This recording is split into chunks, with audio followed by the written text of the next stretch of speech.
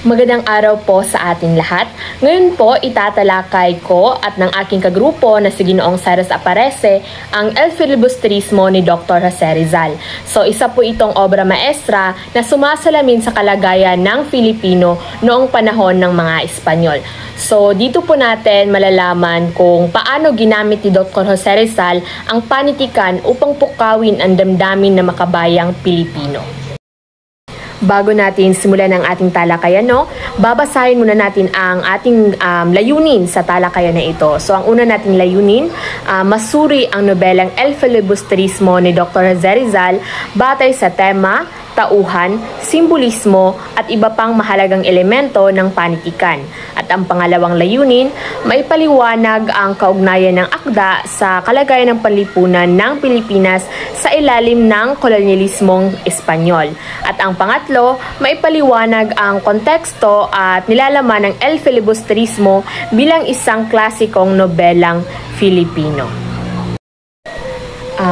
Bago natin simulan ang ating talakayan, atin munang alamin kung saan ba nanggaling o kung ano ba ang history ng El Filibusterismo. So babasahin natin dito, ang El Filibusterismo ay ikalawang nobela ni Jose Rizal. Isinulat sa Espanyol at inilathala noong 1871.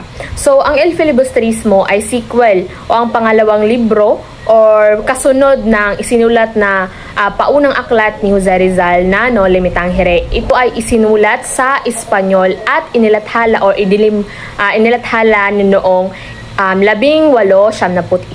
So ito ay kasunod ng kagaya ng sinabi ko kanina, nakalagay dito na ito ay kasunod ng Noli Me Tangere at naglalaman ng mas itinatapang na panawagan laban sa katiwalian, pang-aapi at maling sistema ng kolonyal na pamamahala.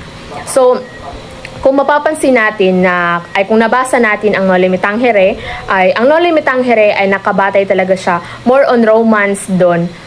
Mas magaan pa yung mga daloy ng kwento, at dito naman sa El Filibusterismo is mabigat na yung daloy ng kwento at more on yung mga mga information or mga daloy ng kwento is nakafocus talaga sa greed or pagpuksa sa pamamahala ng mga Espanyol, or pinapakita nila kung gaano sila kagalit at kung ano ba yung nais nilang iparating na saloobin para sa mga Espanyol. So yan yung El Filibusterismo. More on nakapokus siya sa greed. So nakita akong video na sinasabi nila na ang translation, or kung hindi nyo pa alam, ang translation ng El Filibusterismo daw ay kung itatranslate natin ito sa English, ito daw ay the reign of greed. So talagang sa titulo or pamagat pa lang ng librong El Filibusterismo, kung atin itong i-translate sa English, dito talaga natin malalaman na ang El Filibusterismong pamagat ay talagang nakafocus sa greed or galit or pagpupuksa sa pamamahala or kolonyal na pamamahala.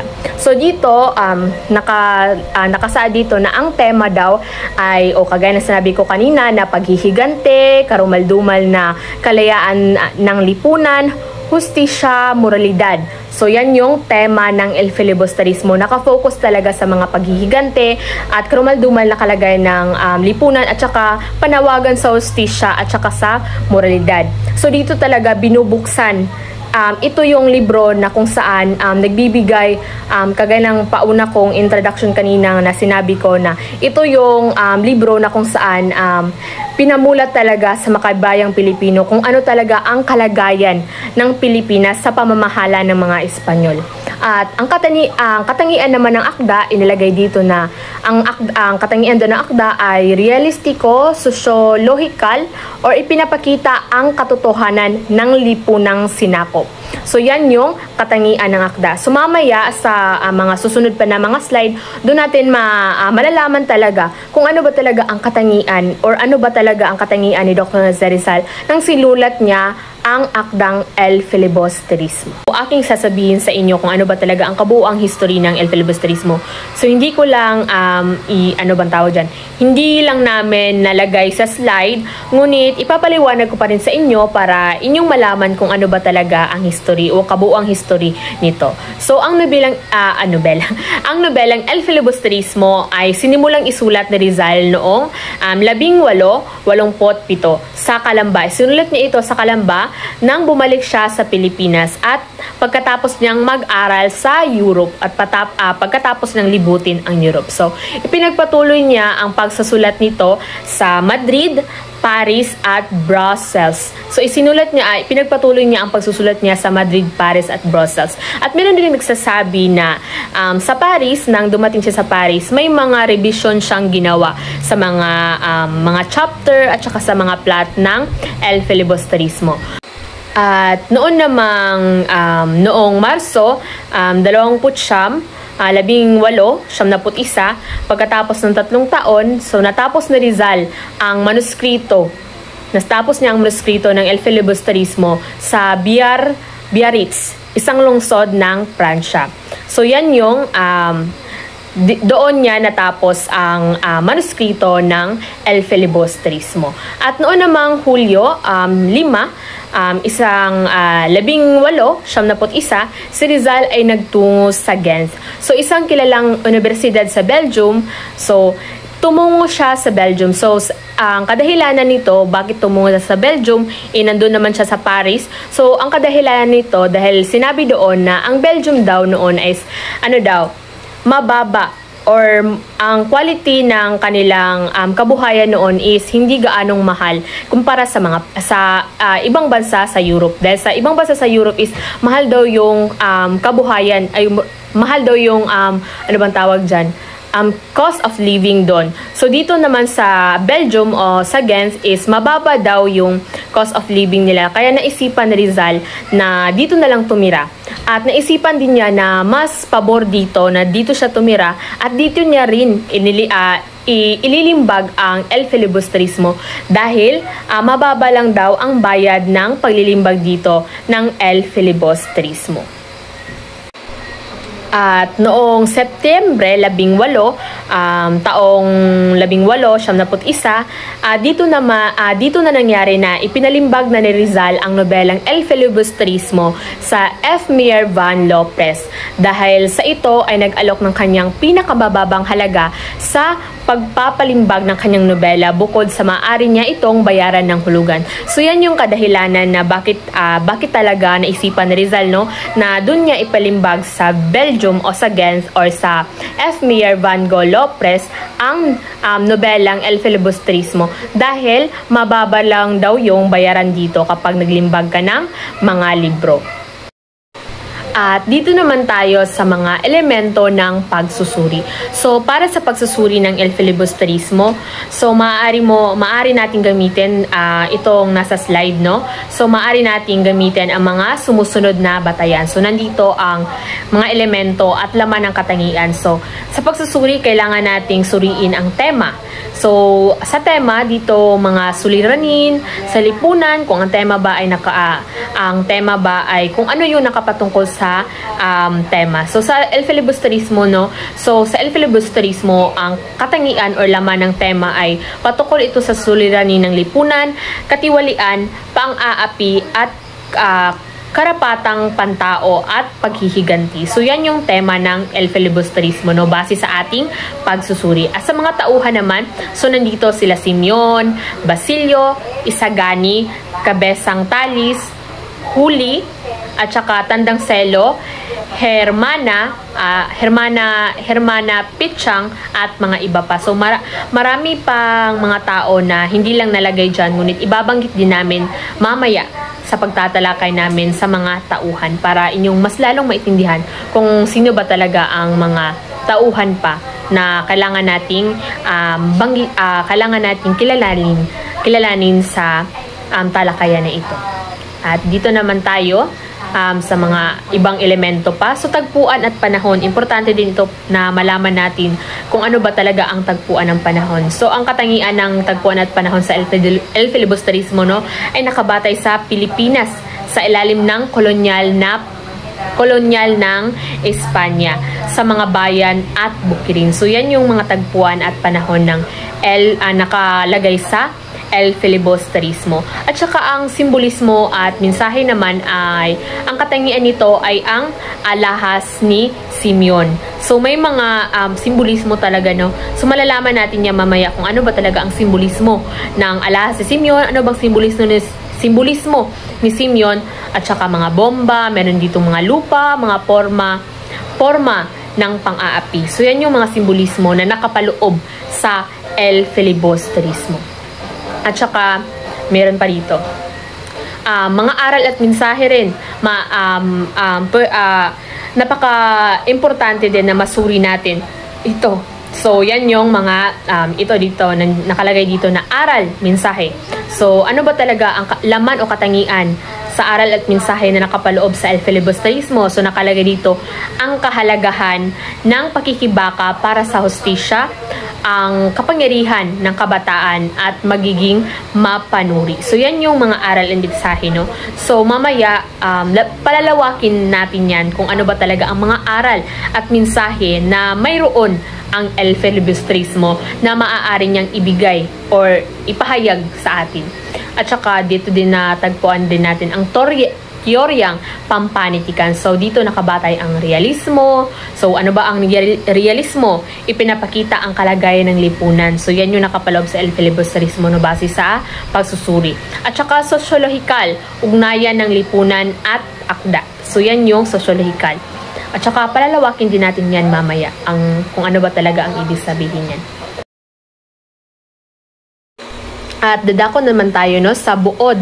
Kung ano ba ang buod ng El Filibusterismo. So, nakalagay dito sa slide na ang buod daw ng nobelang El Filibusterismo ay ito daw ang ikalawang nobela ni Jose Rizal na tumatalakay sa katiwalian at pang-aapi sa kolonyal na Pilipinas. At ang pangalawa, Crisostomo Ibarra bumalik bilang Simeon, mayamang alehero, layuning maghiganti. So, tatalakayin ko yan mamaya para malaman nyo kung bakit ba ang pangalan ni Crisostomo Ibarra ay bumalik daw siya ni Simeon. So, parang may tanong siya, no, sa pahayag na inilagay dito sa slide to. Babanggitin ko mamaya para malinawan kayo kung bakit nagkaganito yung karakter ni Crisostomo Ibarra na sa No Limitang Here at karakter ni Simeon sa El Filibusterismo. At saka nakalagay dito sa pangatlong bullet na ipinapakita ang paghihirap ng mga karaniwang tao. Kabilang na dito ang karakter ni Cabezang Talis na wala ng lupa at saka anak niyang si Huli na nagsakripisyo. At dito din nabanggit din sa buod ng nobela na kabataang tulad nila Basilio at Isagani na naglalayong itaguyod ang edukasyon at reforma. At ipinapakita ang katiwalian at pang-aabuso ng simbahan at pamahalaan. At saka nabigo si Simeon sa kanyang paghihiganti, subalit iniwan ang aral ng pakikibaka at hustisya at moralidad. At ang tema ng nobelang El Filibusterismo ay nakabatay sa paghihiganti, katiwalian, edukasyon, pakikibaka at moralidad. So, sa lahat ng nabanggit dito sa slide, no, papalawakin pa natin ito batay sa aking pagtatalakay upang mas lalo ninyong intindihan kung ano ba talaga ang kabuuang buod ng nobelang ito. Buod ng El Filibusterismo, base sa mga binasa ko kanina, so ang buod ng El Filibusterismo ay nagsimula ito sa kwento noong 13 taon matapos ang pagkamatay nila Sisa at saka Elias. At saka nagsimula ito sa isang barkong tinatawag na Vapor Tabo. Ang maglalayag itong barko mula Maynila papuntang Laguna. So sa kabilang sa mga sakay nito, sila Simeon na dati Crisostomo Ibarra, Basilio at Isagani. So si Simeon ay, kung may katanungan kayo kanina nga, bakit Simeon na dati Crisostomo Ibarra? So sa mga hindi nakakaalam, si Crisostomo Ibarra ay ang karakter na nasa No Limitang Here na unang aklat na isinulat ni Dr. Jose Rizal. So doon si Crisostomo Ibarra ay ang karakter niya doon ni Crisostomo Ibarra ay siya yung siya yung akala nilang napatay na ng mga praile, ngunit hindi pala talaga siyang napatay. At dito sa nobelang El Filibustrismo is dito siya nagbalat kayo or nagbago siya ng pangalan. At dito sa storyang ito is tinawag na siya or pinangalanan na siyang si Simeon. So siya na ngayon si Simeon dito sa El Filibustrismo. So pagdating ni Basilio, si Basilio, sa hindi nakakaalam, si Basilio ay ang anak ni Sisa. So pagdating ni Basilio sa San Diego, dinalaw niya ang libingan ng kanyang ina. At saka dito niya nakita si Simeon. So dito niya nakilala si Simeon. Nakilala ni Simeon si Basilio. At saka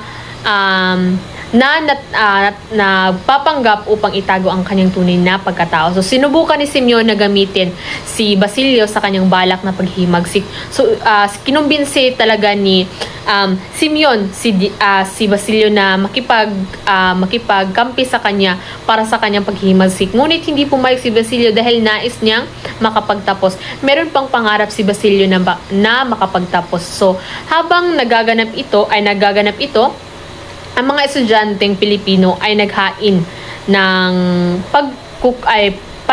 panukala na magtatag ng akademyang wikang Kastila. Ngunit hindi ito natuloy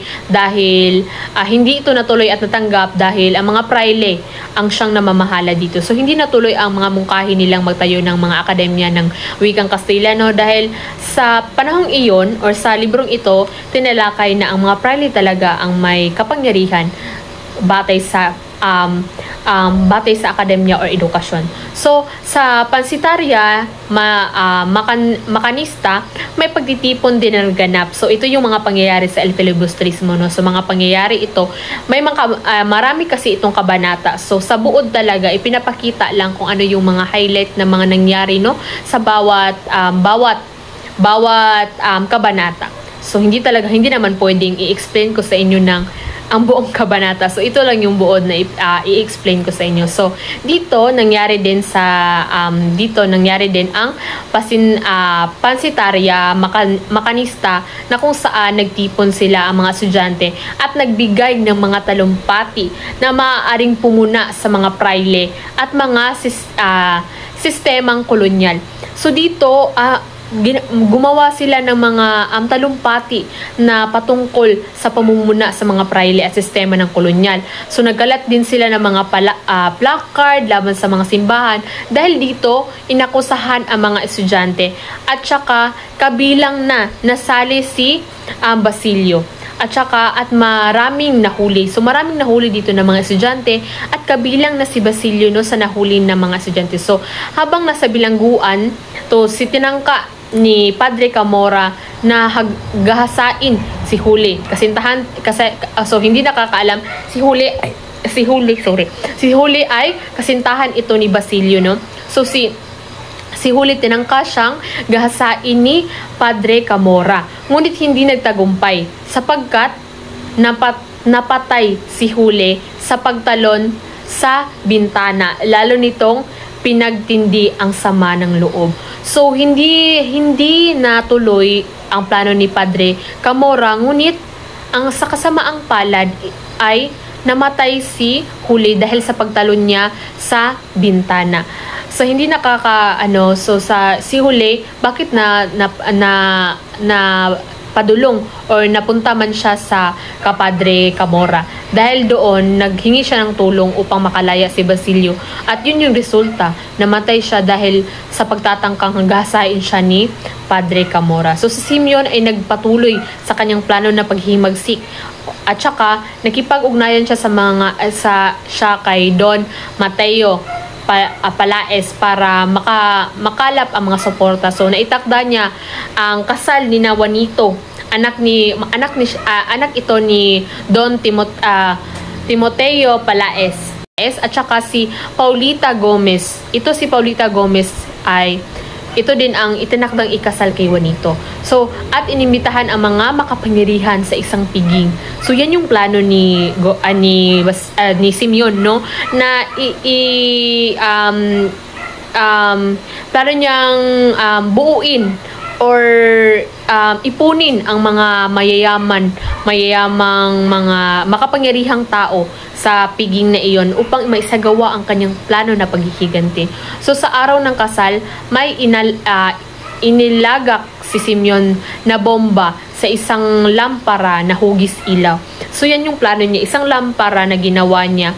Ngunit sa lamparang iyon, hindi lang iyon lampara, ngunit iyon ay bomba. So plano niyang kapag sindihan ang mitsa, sasabog ito at sisimulan ang kaguluhan at paghihimagsik. Ngunit natigil ang plano nang kuhain ni Sagani ang lampara at itapon sa ilog.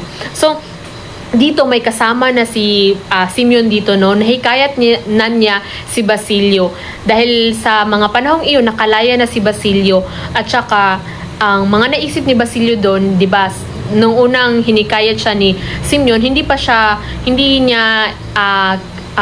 niya tinanggap ang mungkahi ni Simeon dahil gusto niya makapagtapos ng pag-aaral. Ngunit nakulong siya at saka namatay si Huli, kaya doon naisipan niya na sumama na lang kang Simeon. At saka dito natuloy yung plano nilang pagpapasabog sa isang piging o sa kasal nila Juanito at saka ni Paulita Gomez. At saka hindi natuloy ang balak ni Simeon dahil anong nangyari?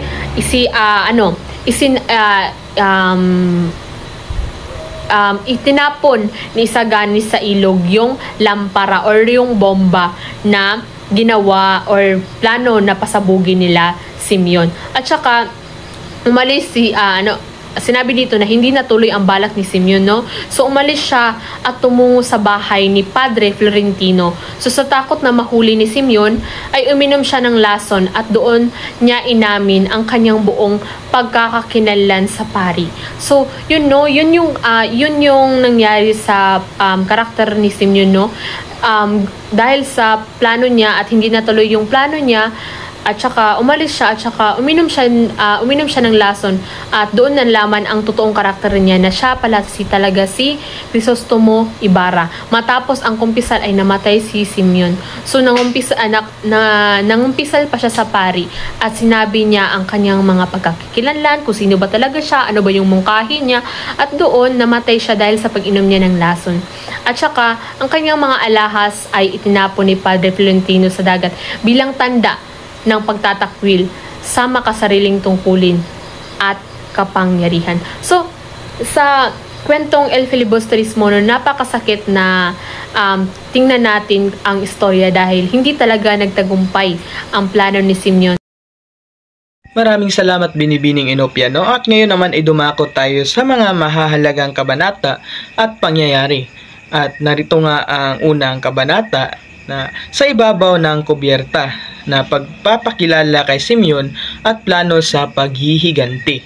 At dito nga ay nagbibigay daan upang ipakilala si Simeon bilang isang makapangyarihang karakter na may itinatagong plano ng paghihiganti na siyang magiging sentro ng mga pangyayari sa nobela.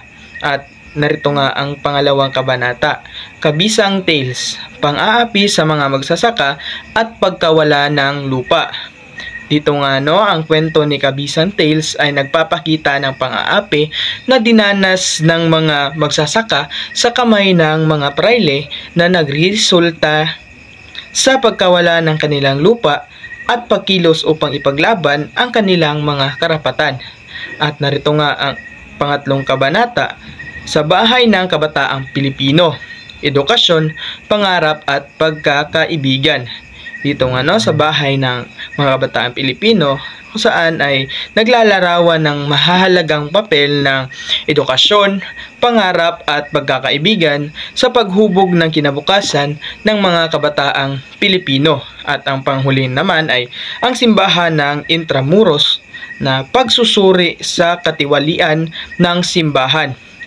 Dito nga ay nagpapakita ng kritikal ng pagtingin sa papel ng simbahan sa lipunan, kung saan ang katiwalian at pag-aabuso nito ay nagdudulot ng pagdurusa at paghihimagsik sa mga Pilipino. So dito naman tayo no sa mga tauhan, kaya sinabi ko kanina na malalaman natin yung mga karakter ng mga tauhan no, or anong simbolismo nila. So dito sa Isagani. So ang simbolismo ng Isagani dito is kabataang may idealismo. So yan yung simbolismo niya sa nobelang El Filibusterismo. At dito naman si Kabesang Talis, simbolismo niya ang biktima ng lupain, pagsasamantala at paninindigan. At dito naman si Huli, sakripisyong wangis na pagdurusa. So yan yung mga simbolismo nila no. At saka dito naman si Simeon. So si Simeon is si Crisostomo Ibarra sa No Limitangere, at siya ay ang pangunahing catalyst at planong upang baguhin ang lipunan. At saka si Basilio sumasagisag sa edukasyon at paghihintay ng hustisya. At saka naman hindi lang binanggit kanina sa aking buod no, pero nandito yung mga karakter na iba na hindi lang nabanggit dahil sa sobrang kataasan ng El Filibusterismo. At saka dito si Doña Victoria, dito ay pagpapahiwatig niya ay ang mga Pilipinong nahihiya sa sariling lahi at nagpapanggap bilang banyaga, simbolo ng kolonyal na mentalidad. At saka dito si Paulita Gomez, binanggit ko kanina ito sa ating talaka, sa buod. So si Paulita Gomez, siya ay kasintahan ni Juanito, mapapangasawa. So si Paulita Gomez ay ang Pilipino nakikibagay o pumapanig sa mga Espanyol para sa pansariling kaginhawaan. At saka si Padre Florentino ay ang paring tunay na may malasakit sa bayan, simbolo ng moralidad, pananampalataya at kabutihan sa gitna ng kasamaan. Padre Salvi, simbolo ng kasakiman na pang-aabusong espiritual. At saka si Padre Penitente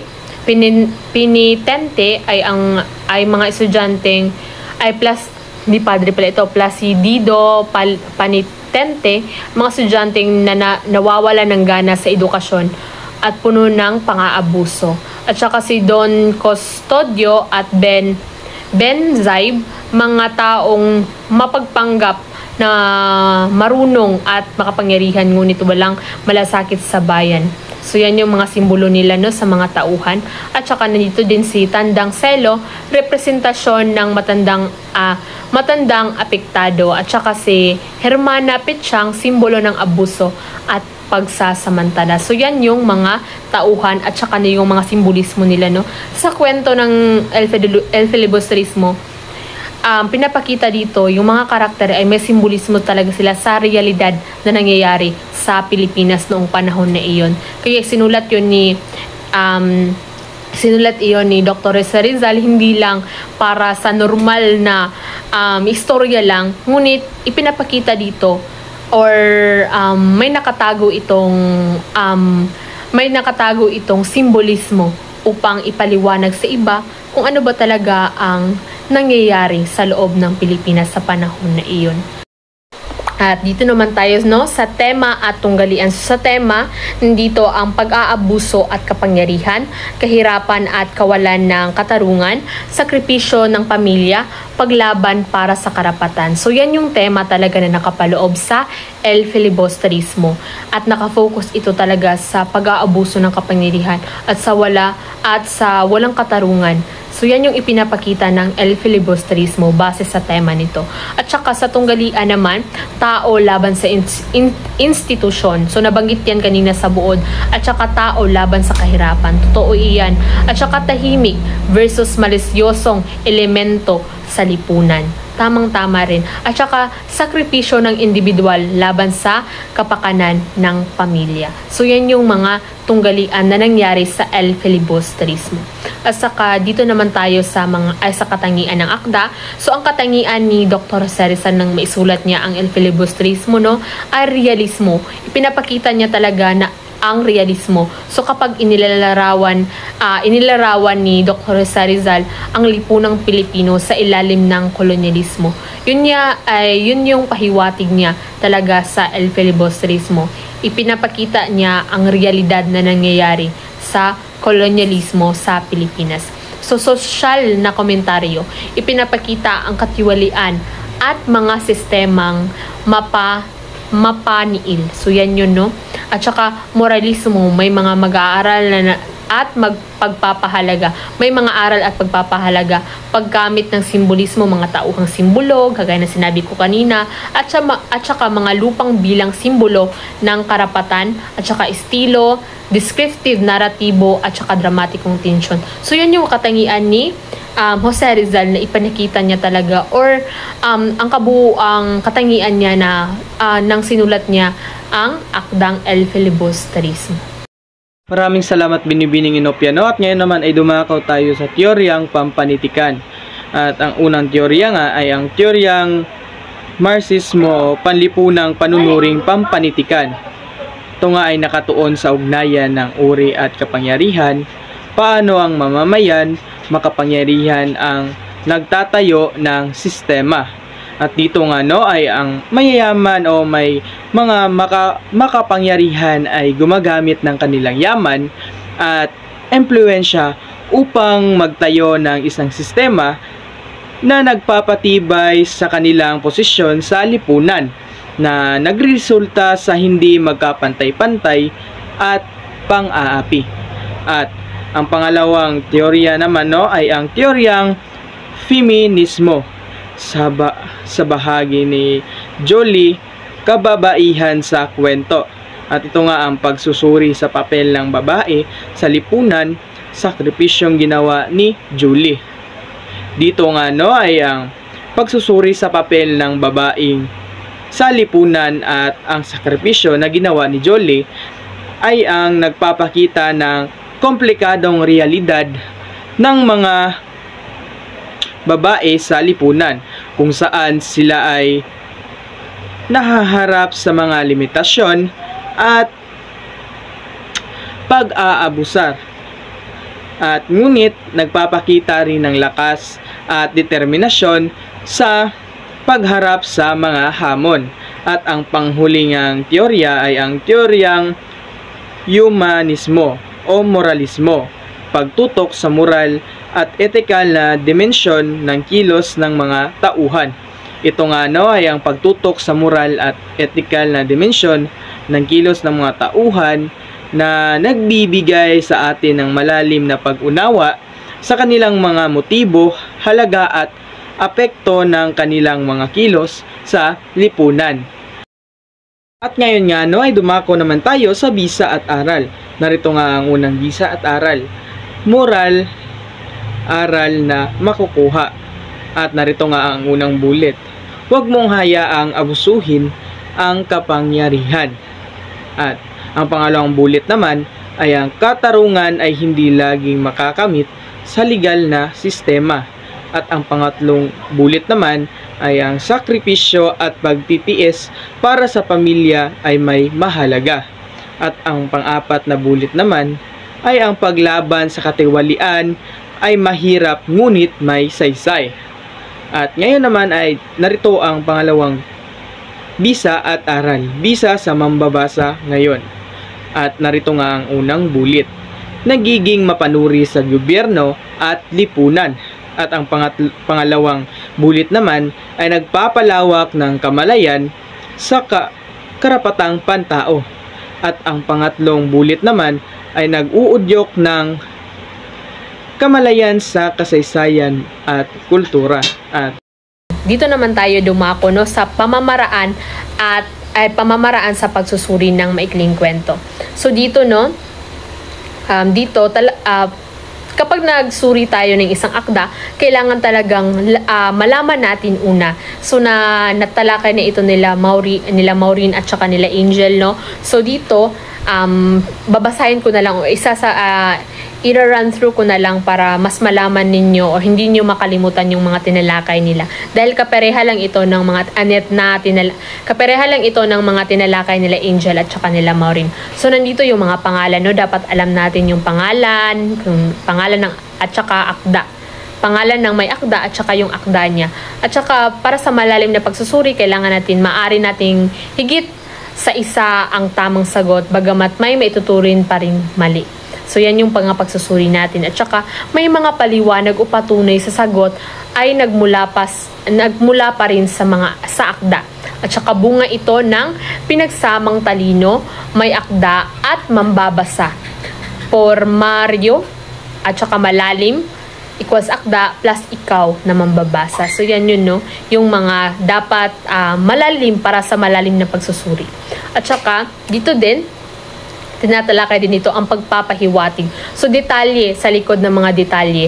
So mga naisabihin na may akda ngunit hindi niya direktang sinasabi. So mga pahiwatig, kailangan din nating malaman ang mga pahiwatig ng bawat akda. Simbolismo, kagaya ng sinabi ko kanina sa mga may akda, may mga iba na simbolismo talaga, kagaya ng dito sa El Filibusterismo na sa mga karakter, may simbolismo na ipinapahiwatig ang may akda. Kaya kailangan natin itong suriin ng maigi. At saka dito, paglalapat sa mga kaisipan na pangyayari ng akda na maihahalin tulad mo sa totoong buhay. So kagaya ng sa El Filibusterismo, malalapat talaga natin. Kagaya ng ngayon, maaari nating ilapat ang El Filibusterismo sa mga nangyayari ngayon, kagaya ng mga flood control, dahil ito ay patungkol sa labanan ng mga mamamayang Pilipino laban sa gobyerno. At para rin itong ang mga pangyayaring ito ay parang nasa El Filibusterismo rin na sinulat ni Jose Rizal. So yan yung mga paglalapat, no, sa realidad at saka paglalapat na realidad talaga ni Jose Rizal. At saka dito din estilo o kasiningan. So sa El Filibusterismo ni Jose Rizal, doon talaga natin masasabi na napakagaling talaga na manunulat ni Jose Rizal, dahil nagawa niyang isulat yun, ang napakagandang nobelang iyon, upang hindi lang nobela siya o libro na binabasa natin, ngunit may pahiwatig din ito kung ano talaga ang kalagayan ng Pilipinas. So napakagaling talaga ni Jose Rizal na naisulat niya iyon para sa kanyang bayang minamahal. So napakagaling talaga ni Jose Rizal. At saka pinaka-tema, so ang tema talaga ay nagdadala rin ng kagandahan ng isang akda. So pinaka sinasabi ng akda. So sa isang pangungusap, anong katotohanan ng buhay ang ibinabahagi ng kabuuang akda. So yan, sa tema pa lang natin malalaman, no? Kagaya ng sinabi ko kanina na sa tema pa lang isinasaad na greed o paghihigante yung nakapaloob sa El Filibusterismo. Dadako tayo sa konklusyon, no? So ang konklusyon, ang El Filibusterismo ay isang klasikong obra na naglalarawan ng realidad ng lipunan noong panahon ng Espanyol. So ipinapakita nito ang kapangyarihan ng panitikan sa pagising sa diwa ng makabayan, at pagsuri din na makita na ito'y nobelang may malalim na temang panlipunan at moral. So yun yung konklusyon, no? At masasabi ko talaga na sa pag-aaral ko sa El Filibusterismo, ang El Filibusterismo talaga ay may mahalagang ambag sa atin ngayon. Sa mga hindi pa nakakaalam ng mga El Filibusterismo dati, hindi niyo pa nalaman, sana sa mga tinalakay namin ngayon ay may nalaman na kayo or may mga impormasyon na kayong nalaman patungkol sa El Filibusterismo, dahil ang El Filibusterismo talaga ay isang malawakang nobela na nagsasaad ng katotohanan na nangyari noon sa panahon ng kolonyalismo ng mga Kastila. Kaya napakahalaga o napaka-importanting basahin rin natin ito upang maalam natin kung ano ba yung mga sakripisyo, dahil masasabi ko na ang paggawa ng El Filibusterismo ay isang sakripisyo para sa pagmamahal ni Dr. Jose Rizal sa ating bayan. At saka masasabi ko na idol ko na talaga si Jose Rizal, dahil nagawa niyang napakagandang nobela itong El Filibusterismo. At saka masasabi ko na hindi sayang na tinawag natin siyang pambansang bayani, dahil sa mga likha niyang nobela, ipinapakita rin niya hindi lang para sa ating mga Pilipino kundi sa mga taga-ibang bansa kung ano ang kasaysayan, kung ano ang kasaysayan ng pananakop ng Pilipinas o kung ano ba yung mga pinagdaanan ng mga Pilipino sa pananakop ng mga ibang bansa. Kaya nagpapasalamat talaga ako kay Jose Rizal na inaibahagi niya ang kanyang talino at saka ang kanyang mga gawa sa paggawa ng nobelang ito. Kaya yun lang ang aming talakayan sa araw ni ito at sana may marami kayong natutunan sa aming pagtatalakay ngayon at saka ay may na-enlighten ang inyong mga isip nang nalaman nyo ang buod, mga tauhan at mga pangyayari sa El Filibusterismo. At yun lang ang aming pagtatalakay sa araw na ito at maraming salamat po.